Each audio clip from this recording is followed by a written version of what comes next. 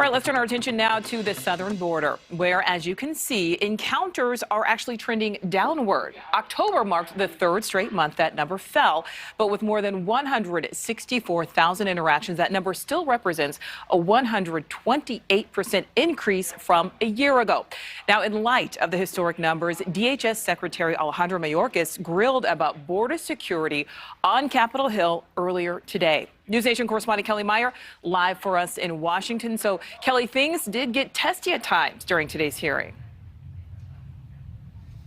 Yeah, absolutely, Nicole. And as you mentioned, even as the number of migrants continue to decline as we head into the winter months, both sides on Capitol Hill agree that there is an issue here at the southern border and a chaotic situation at the southern border. But that is about the only thing they agree on. And today's hearing was marked by angry accusations over who is to blame. And how many children have been in those cages? I respectfully am not familiar with the term cages and to what you are referring. There are enclosures in which they are locked in which I took photographs and put them out because you blocked the press and didn't want people to see the Biden cages. Cruz is referring to these plastic enclosures in Donna, Texas.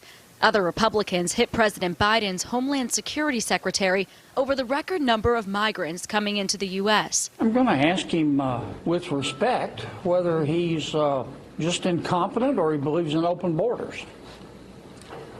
It's got to be one of the two. GOP lawmakers grilled Mayorkas, but say it's the leadership at the top that's responsible. I don't think you deserve to have to be here today to answer questions about immigration,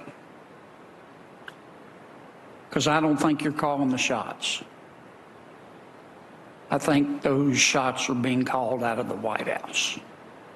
I think they ought to be here. Democrats agree the system is broken, but say Biden isn't to blame. The fact is the Biden administration was handed a system decimated by the previous administration. Democrats insist that Congress is responsible for fixing what all agree is a broken U.S. system, but concede that isn't likely to happen anytime soon. It's still unresolved what that will be, but I hope it is achieved.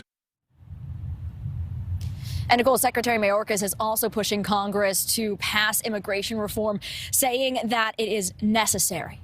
All right, so Kelly, is there anything happening in Congress right now to try and reform this system?